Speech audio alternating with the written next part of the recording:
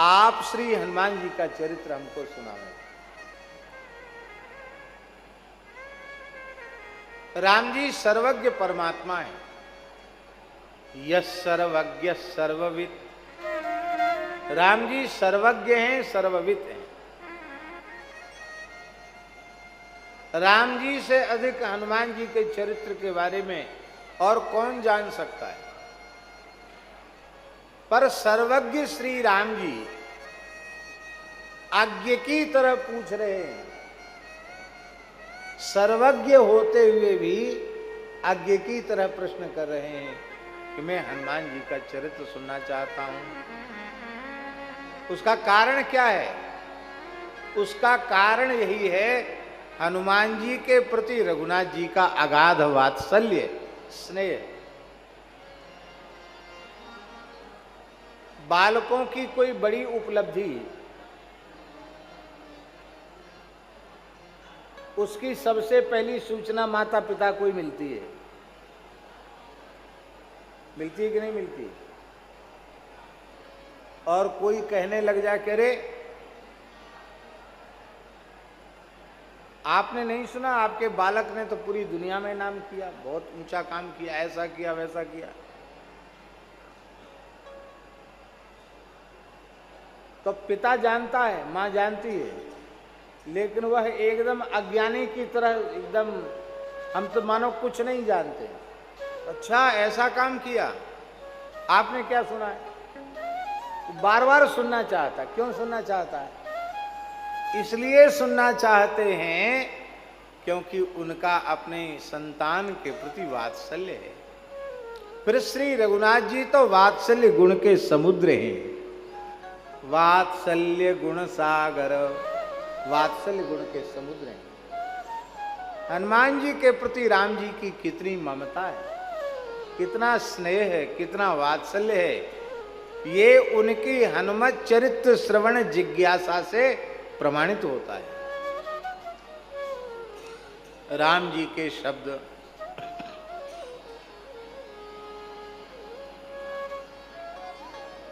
शौर्यम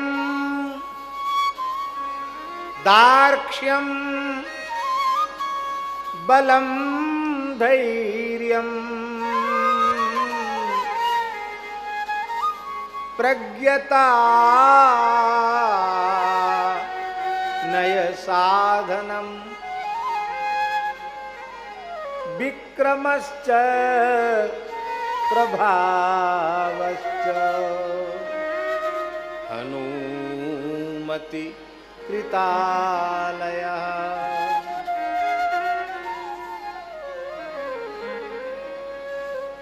हे महर्षि, हनुमान जी का शौर्य,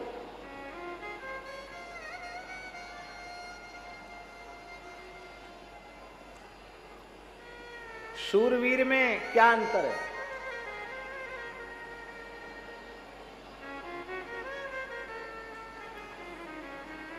पूज्य स्वामी करपात्री जी महाराज कहते थे कि युद्ध में जिसका पैर कभी पीछे की ओर ना आवे, निरंतर युद्ध में जिसका पैर आगे बढ़ता चला जाए, शत्रु की ओर बढ़ता चला जाए, उसको कहते हैं शूर। जिसका युद्ध भूमि में पैर पीछे न पड़े, पैर आगे बढ़ता चला जाए, उसको कहते हैं शूर। हनुमान जी के पूरे चरित्र में देख लो, कहीं हनुमान जी का पैर पीछे पड़ा हो। हनुमान जी आगे ही बढ़ते चले गए। और वीर किसको कहते हैं? युद्ध में जिसका पैर आगे बढ़ता चला जाए, पीछे न हटे, वो शूर। और वीर कौन? बोले अंग प्रत्यंग कट कट कर गिरने लग जाएं। युद्ध में उत्साह कम न हो। हमारे यहां ऐसे भी उदाहरण सुने गए हैं इतिहास में कि सिर कट गया और दोनों हाथ में खड्ग लेकर सैकड़ों को मार करके तब वीर गति को प्राप्त हुई। बिना सिर के धड़ ने युद्ध किया, ऐसे हमारे यहां इतिहास है। इसको कहते वीर। ज्यों ज्यों शस्त्राघात वज्राघात हो त्यों त्यों युद्ध में पराक्रम बढ़ता चला जाए, उत्साह बढ़ता चला जाए, उसको कहते वीर। ये परम वीर चक्र और अशोक चक्र ये सब ऐसे ही थोड़ी मिल जाते हैं।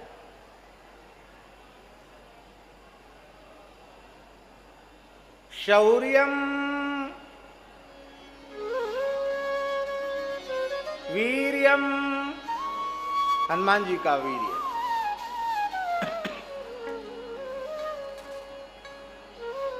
बलम,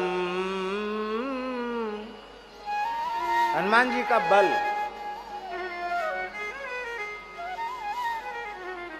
कितना बल है हनुमान जी में? गोस्वामी जी ने तो कहा अतुलित बल धामम हेम शैलाभ देहम, अतुलित बल के हनुमान जी धाम हैं। ये महाराज जी अतुलित बल किसमें है? श्री रघुनाथ जी में ही अतुलित बल है, उनका बल ही तो हनुमान जी में है। और उन अतुलित बल श्री रघुनाथ जी, उनका निज निवास स्थान हनुमान जी बने हुए हैं। अतुलित बल धामम, अतुलित बल श्री राम जी का धाम बने हुए। प्रणबं पवन कुमार खलबन पावक ज्ञान घन, जासु हृदय आगार बसहि राम सरचाप धर। रघुनाथ जी का संपूर्ण बल हनुमान जी में प्रतिष्ठित है। अतुलित बल धामम, बलम हनुमान जी का बल।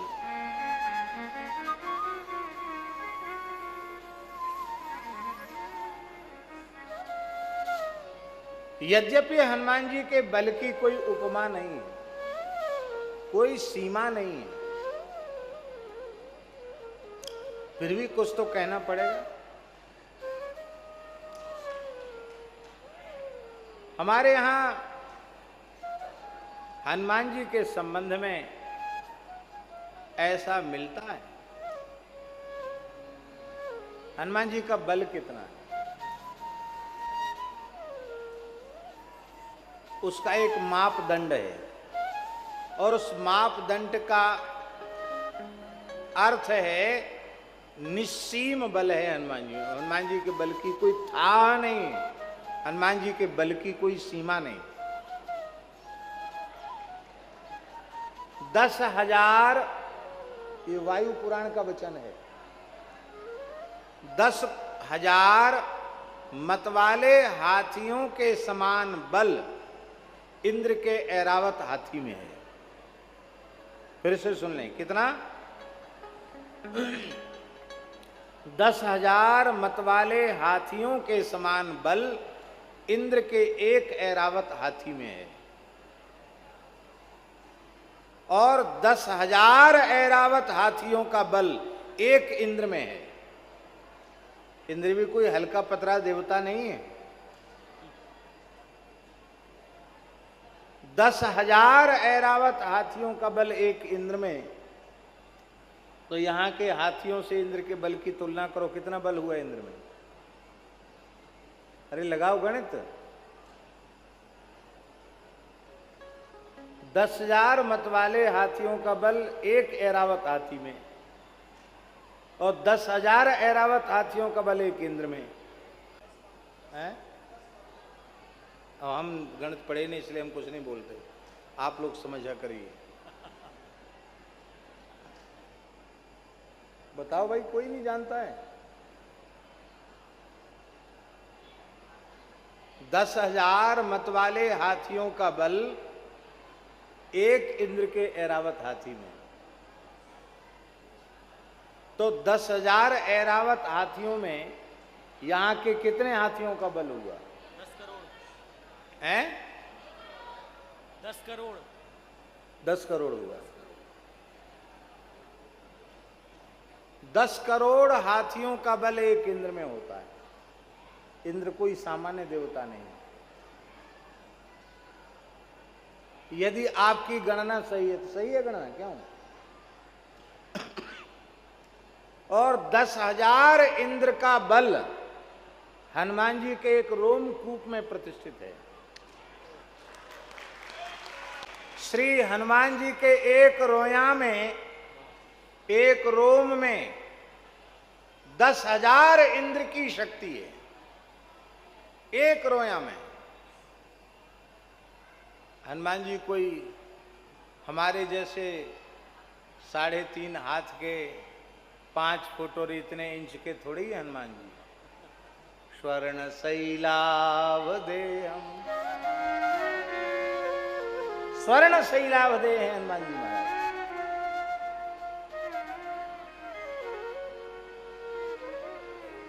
हनुमान बाबू को स्वर्ण शैल संकाश कोटि रवि तरुण तेज घन, स्वर्ण शैल संकाश कोटि रवि तरुण तेज घन, उर विशाल भुज दंड चंड नख वज्र वज्र तन, पिंग नयन भ्रकुटी कराल रसना दसनानन, कपिस केस कर कस लंगूर कल दल बल भानन, कह तुलसीदास बस जास उर, मारुत सुत मूरति बिकट, संताप पाप तेहि पुरुष पही, सपने हूँ नहीं आवत निकट, संताप पाप तेहि पुरुष पही, सपने हूँ नहीं आवत निकट। तो हनुमान जी में कितना बल है? स्वर्ण शैलावदेह हैं। कितने रोया हैं हनुमान जी में? और एक एक रोया में 10,000 इंद्र का बल है। हनुमान जी में कितना बल है? कोई सीमा नहीं हनुमान जी के बल की। शौर्यम दाक्ष्यम बलम धैर्यम,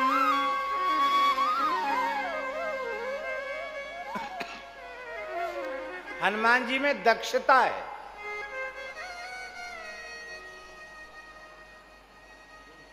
हमारे बक्सर वाले परम श्रद्धेय श्री त्रिदंडी स्वामी जी कृपा करके पधारे और अब आज ही उनको प्रस्थान करना है, पर ऐसी दिव्य विभूति का हम सबको दर्शन हुआ। हम लोग भाग्यशाली हैं, आपको वंदन करते हैं। आप भी प्रस्थान करें। जय हो।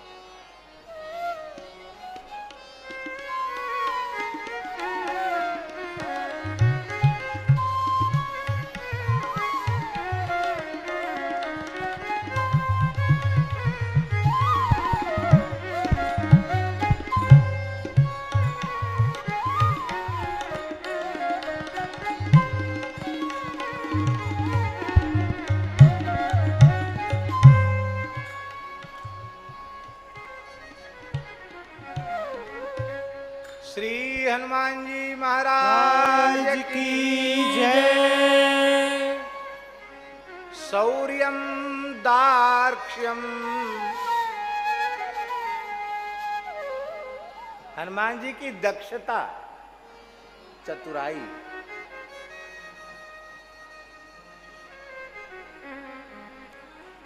ब्रह्मचारी जी महाराज, बहुत से लोग शूरवीर तो होते हैं और दक्ष नहीं होते हैं।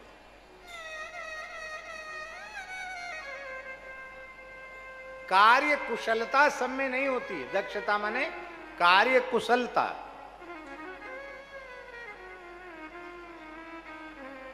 हनुमान जी की जैसी कार्य कुशलता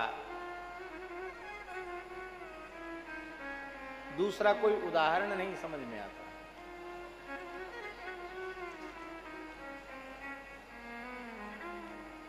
बड़े कार्य कुशल हैं हनुमान जी।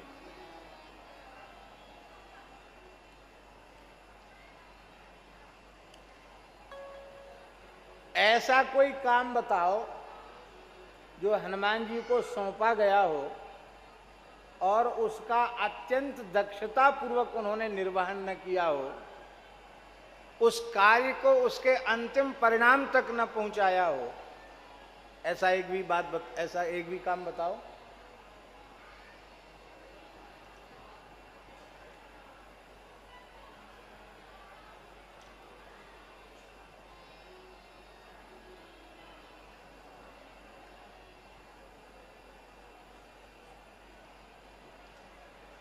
प्रत्येक कार्य में दक्षता बहुत आवश्यक है।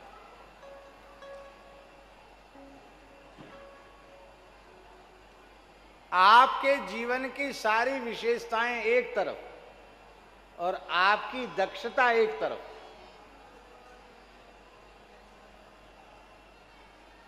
दक्षता माने कार्य कुशलता। बहुत से लोग, उनमें अनेक दिव्य गुण होते हैं, किसी भी क्षेत्र में ले लो, शास्त्र ज्ञान के क्षेत्र में ले लो, दक्षता के अभाव में बड़े बड़े शास्त्र ज्ञान संपन्न लोग, उनकी योग्यता का स्वयं को भी लाभ नहीं मिल पाता और उनकी योग्यता का राष्ट्र को, समाज को भी कोई लाभ नहीं मिल पाता। शास्त्र ज्ञान में तो वे अनुपम है, पर दक्षता का अभाव है। दक्षता के बिना उनका शास्त्र ज्ञान व्यर्थ हो जाता, ना अपने काम में आया न दूसरे के काम में आया। किस काम में आया?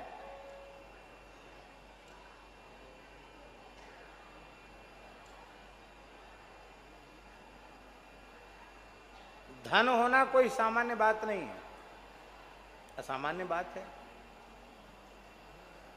सर्वे गुणा कांचनमाश्रयन्ति। किसी को धन आ जाए, प्रारब्ध और पुरुषार्थ के सहकार से धन की प्राप्ति तो हो जाए, पर उसमें कुशलता न हो तो,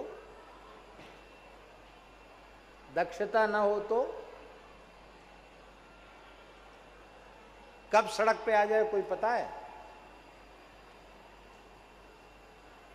ये दक्षता है, ये संगीत है। संगीत के ज्ञान की कोई था है?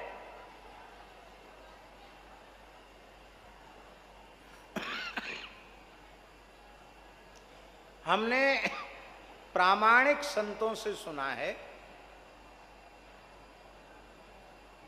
कि श्री स्वामी हरिदास जी ने तानसेन को एक स्वर बता दिया, सा, का इसका साधन करो। तो कहते सा इस स्वर के साधन में उनको 12 वर्ष लगे। कितने वर्ष लगे? फिर भी जो विशिष्ट कृपा हुई वो स्वामी जी के अनुग्रह से हुई, उनके पुरुषार्थ से नहीं हुई।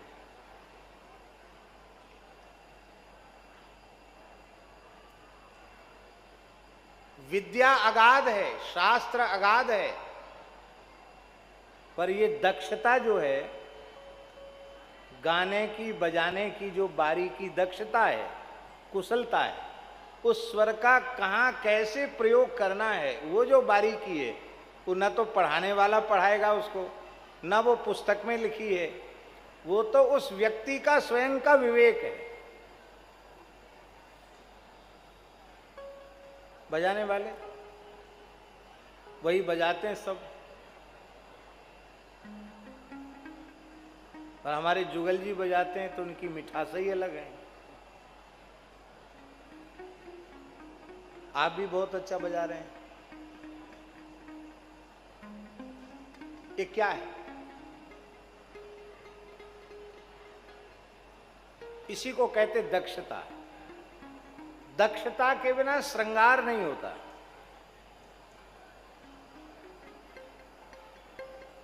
हमारे ब्रज की विभूति परम श्रद्धेय प्रातस्मरणीय पूज्य स्वामी श्री राम शर्मा जी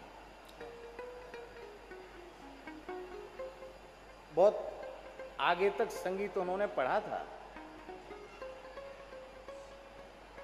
और डीवी पुलस्कर अपने जमाने के, उनका भी सुना था, उनको भी सुनाया था। उन्होंने उन्हें उनके स्वर की प्रशंसा की थी। कितनी पुरानी बात है।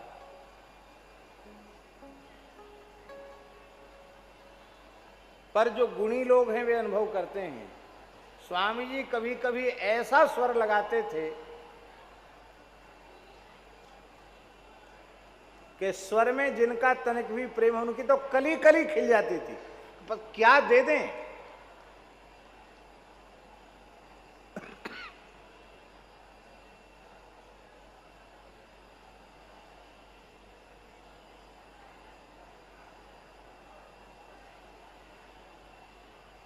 इसी को कहते दक्षता।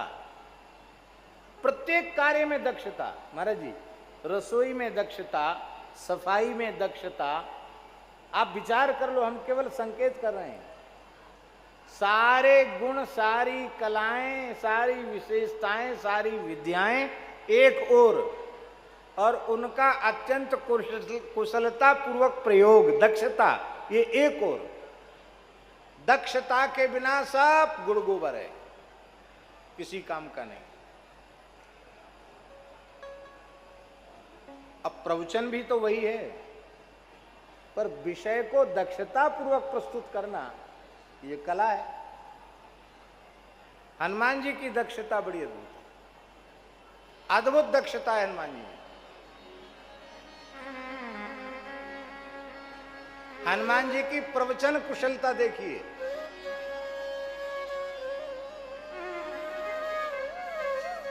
राम जी कौन है?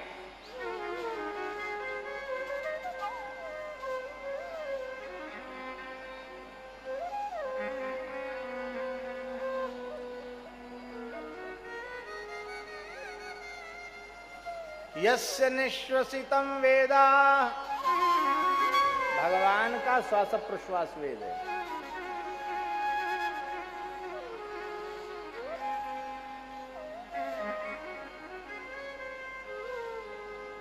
ऐसे भगवान, वेद जिनका साज श्वास प्रश्वास है,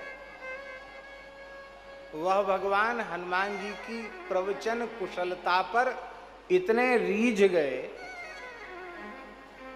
कि उन्होंने लक्ष्मण जी से कहा कि अनुज, मैंने अपने जीवन में इस प्रकार की प्रवचन की दक्षता नहीं देखी है। किस शब्द का किस भाव भंगिमा में उच्चारण करना है, कैसे उच्चारण करना है,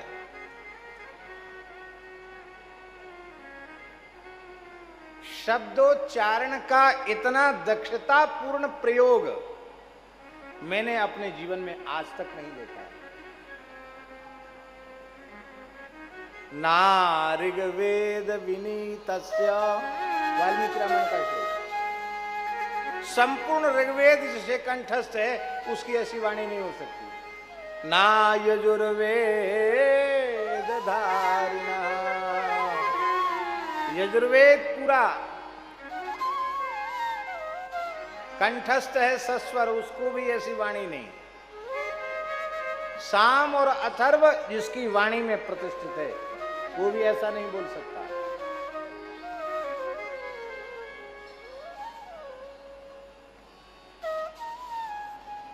नूनम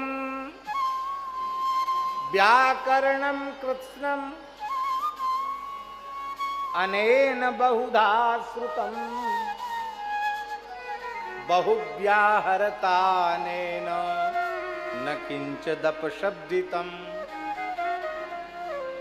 इसने व्याकरण शास्त्र का लगता है पता नहीं कितनी बार अध्ययन किया होगा।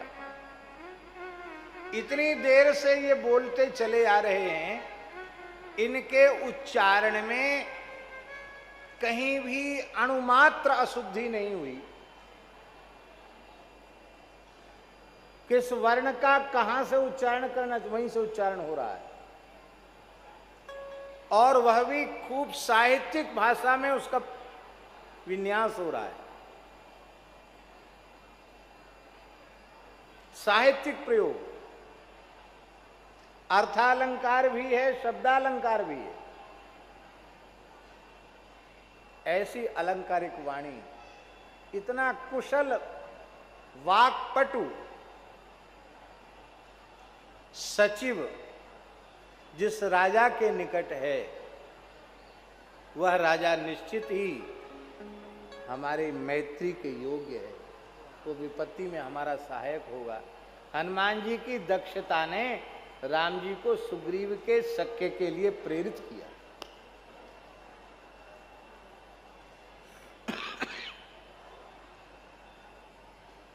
अब ये कौन सिखाएगा लंका में जाने के बाद कि जानकी जी से किस भाषा में बातचीत करनी।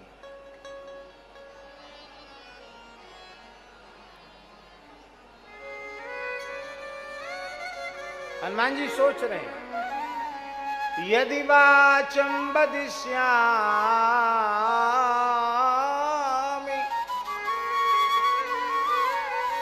द्विजाति रिव संस्कृताम रावणं मन्यमानामां सीता भीता भविष्यति। जिस भाषा का प्रयोग राम जी से संवाद में कर रहे हैं हनुमान जी, उस भाषा का प्रयोग जानकी जी के सामने नहीं करते। क्यों? यदि द्विजातियों के समान पांडित्यपूर्ण संस्कृत भाषा में मैं बोलूंगा तो जानकी जी को भ्रम हो जाएगा कि ये निश्चित ही रावण है, ये वानर रूपधारी रावण है। जो रावण यति रूप धारण करके मेरा हरण कर सकता है, वही रावण बंदर के रूप में आया। और जब वो विश्वास ही नहीं करेंगी तो राम जी का संवाद में कैसे सुनाऊंगा। तब हनुमान जी ने ग्राम्य भाषा में उनसे बातचीत की, प्राकृत भाषा में बातचीत की। टीकाकार गोविंदराज स्वामी जी ने तो कहा अवध क्षेत्र की भाषा में बातचीत की। उस काल में भाषा संस्कृत ही थी, पर क्षेत्र क्षेत्र के बोलने की पद्धति अलग थी।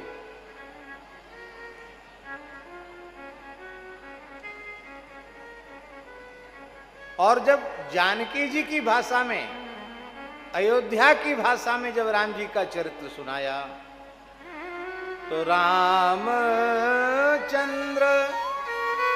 गुण बरने लागा। रामचंद्र गुण बरने लागा। सुनतहि सीता कर सुख भागा। सुनतहि सीता कर दुख भागा। श्रवणामृत जय कथा सुनाई। श्रवणामृत जय कथा सुनाई। तही सो प्रगट होत किन भाई। कहीं सो प्रगट होत किन भाई। ये है हनुमान जी की दक्षता। खाली शक्ति लेके जाते तो काम बिगड़ जाता।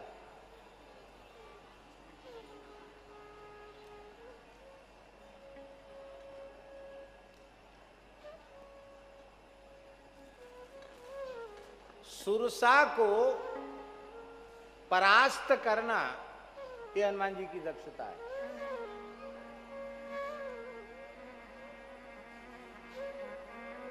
उसने कहा मेरे मुंह में तो जाना ही पड़ेगा। हनुमान जी बोले बच्चा केवल इतने मुंह में जाना, मुंह में नहीं पेट तक घूम के आएंगे हम तेरे।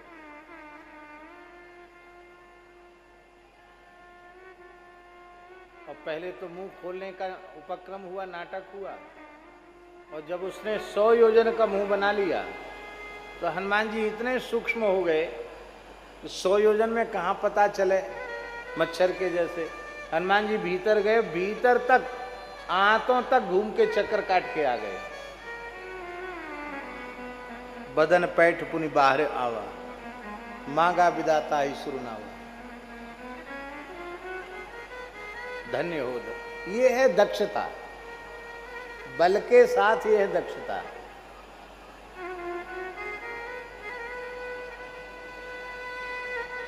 मैनाक पर्वत का आतिथ्य स्वीकार न करके केवल हाथ से स्पर्श करके उनको आदर कर देना, ये हनुमान जी की दक्षता है।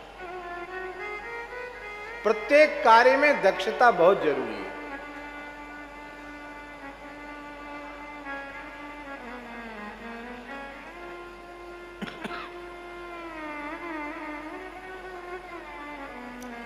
शौर्यं दार्ढ्यं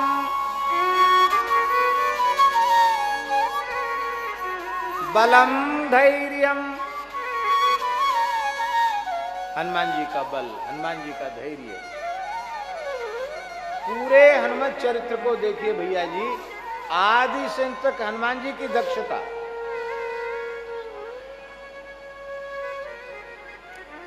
एक प्रसंग बंगला रामायण का है, कृतिवास रामायण का एक प्रसंग है।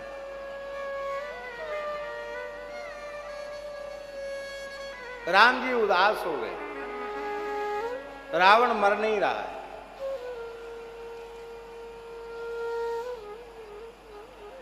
राम जी ने विभीषण की ओर देखा।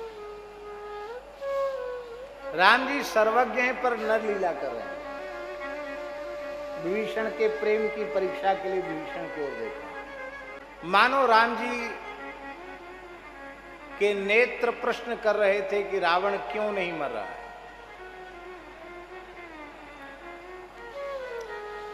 विभीषण जी ने कहा भगवान,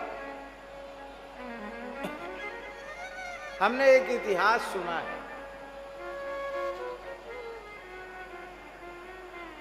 आपके पूर्वज महाराज रघु थे, जिनके कारण आपके वंश को रघुवंश कहा जाता है। आप रघुवंशी कहे जाते हैं। वो रघु महान योगीश्वर थे, महान पराक्रमी थे। एक बार रघु से युद्ध करने रावण आया, और रघु बड़े ब्राह्मणों के भक्त थे। वे ब्राह्मण के सामने अस्त्र उठाते नहीं थे। वे रावण से लड़ना नहीं चाहते थे, लेकिन रावण उनसे युद्ध करने आया। वे उस समय मध्याह्न संध्या कर रहे थे सरयू जी में। रावण पहुंचा, क्योंकि संध्या के बाद जब वो बाहर निकलते थे, कोई ब्राह्मण कुछ भी मांगे उसको दे देते थे।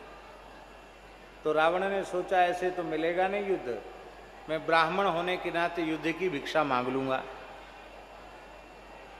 रावण प्रतीक्षा में था, युद्ध की भिक्षा मांगूंगा।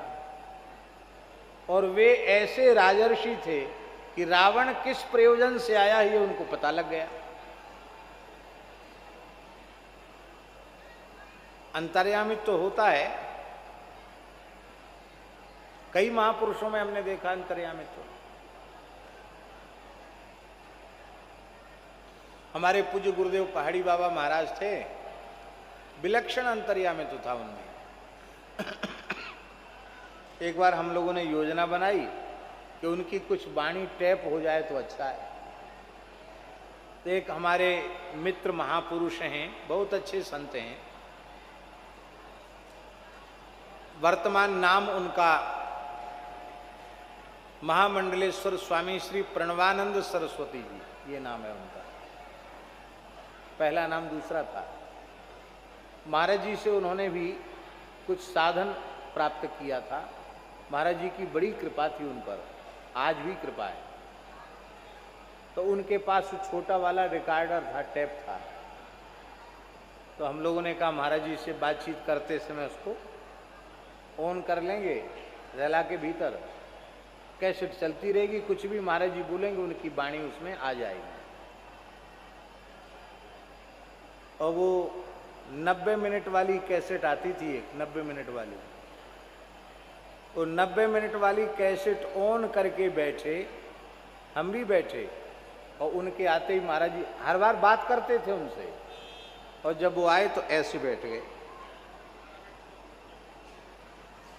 पूरे 90 मिनट तक वैसे ही बैठे रह गए। ये हिम्मत किसी की नहीं थी कि उनके सामने कोई बोल दे, छेड़ दे उनको। अंत में जब फट से वो बटन हुआ, भीतर से कुट से हुआ, कैसेट पूरी हो गई, बंद हो गई, मशीन बंद हो गई। वो देखे महाराज जी तो बैठे ही हैं, धीरे से उठे और चले गए। हमको भी इशारा किया कि हम जा रहे हैं, चले गए।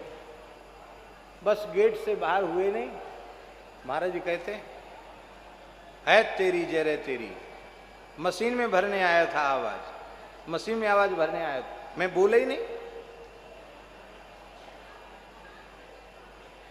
मशीन में भरने। अब ये किसने बताया था उनको मशीन में भरने आया? उनकी इच्छा।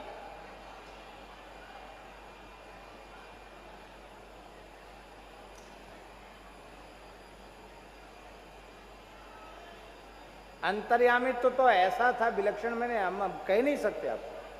वो कहते थे 1 लाख लोग मेरे सामने हों या इससे ज्यादा, उनमें से किसी एक व्यक्ति को सामने लाकर खड़ा कर दो, जैसे साफ दर्पण में छवि दिखती है, ऐसी उसके कई जन्मों के संस्कार। और इस जन्म में ये क्या करता है, ये सब पिछले जन्म के क्या, वो सब मुझे ऐसे दिखते दर्पण में स्पष्ट छवि।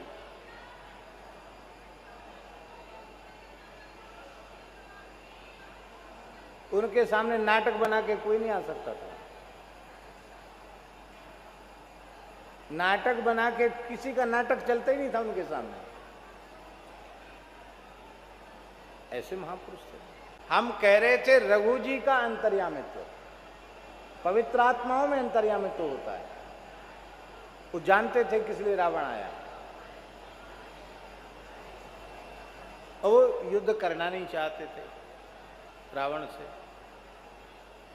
वो संध्या करके बाहर निकले रघु जी, और हाथ में जल लेकर उन्होंने ऐसे फेंका, दक्षिण की ओर फेंका। फिर सूखे वस्त्र धारण किए। तो रावण ने कहा, भगवान मैं भी ब्राह्मण हूं, कर्मकांड की विधियां जानता हूं, इस तरह से मध्याह्न संध्या के बाद बाहर आकर दक्षिणी को ऐसे जल फेंकना, ऐसी कोई विधि तो है नहीं। तो आप बिना विधि के तो कोई कार्य कर नहीं सकते, आपने क्या किया, ये क्या है, ये कौन सी विधि है? तो रघु जी ने कहा कि दंडकारण्य क्षेत्र में एक अग्निहोत्री तपोधन ब्राह्मण की गाय चर रही थी, उस पर सहसा सिंह ने आक्रमण किया।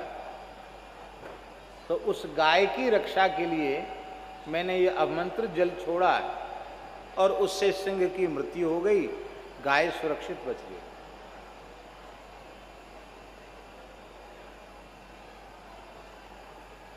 पूरे राज्य में एक एक गाय की खबर है इनको, एक एक ब्राह्मण की खबर है इनको, आश्चर्य है, विलक्षण शक्ति है इनके पास।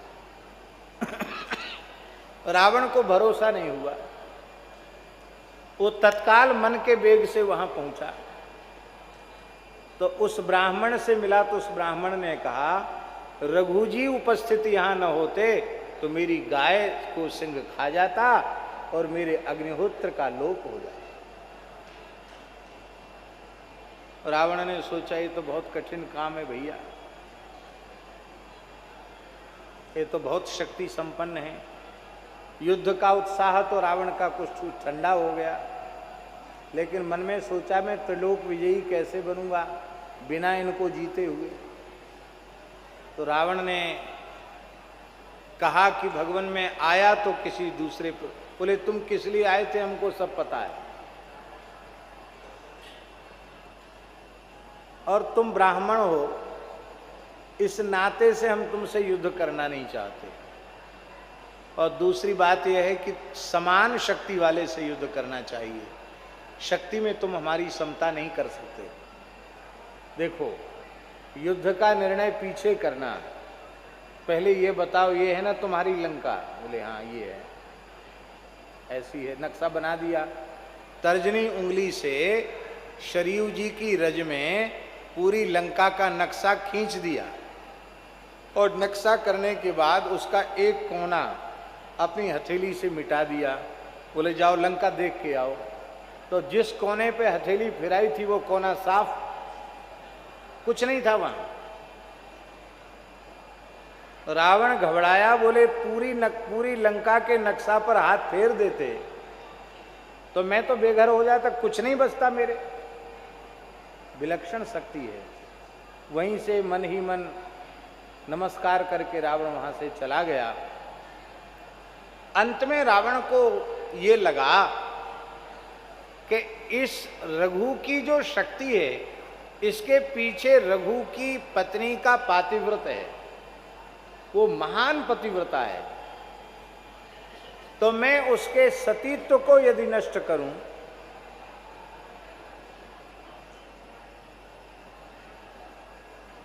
तो संभव है रघु की पराजय। तो रघु का रूप धारण करके रावण अयोध्या में पहुंच गया। पर महान सती रानी ने देखते ही कह दिया ये महाराज नहीं है।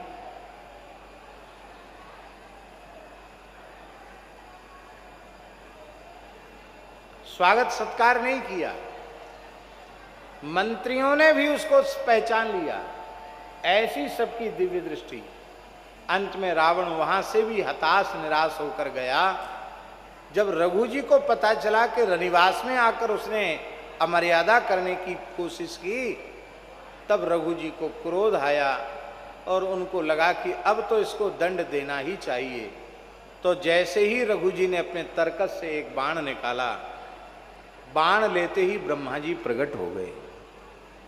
ब्रह्मा जी ने कहा महाराज आप सत्य संकल्प हैं, आपके इस एक बाण से ही रावण का वध हो जाएगा। रावण का वध प्रभु के हाथ से होगा, ऐसा ही विधान है। उस विधान को व्यर्थ मत करो, उस विधान को सुरक्षित करो, उस विधान की उपेक्षा मत करो। बोले ये बाण तो अब द्वारा तरकस में जाएगा नहीं। तो बोले इसी बाण से आगे तुम्हारे वंश में राम जी प्रकट होकर रावण का वध करेंगे। तो वो बाण ब्रह्मा जी ले गए।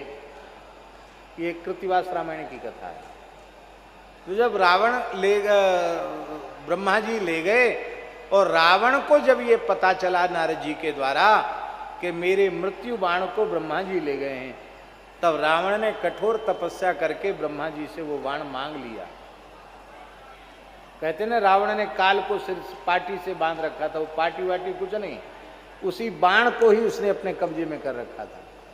उसी से मैं मरूंगा, ये नहीं होगा तो मैं मरूंगा ही नहीं। तो विभीषण ने कहा वो बाण तो है रावण के हाथ में, लेकिन रावण ने धरती पर उसे कहां सुरक्षित रखा है ये हमको ज्ञात नहीं है।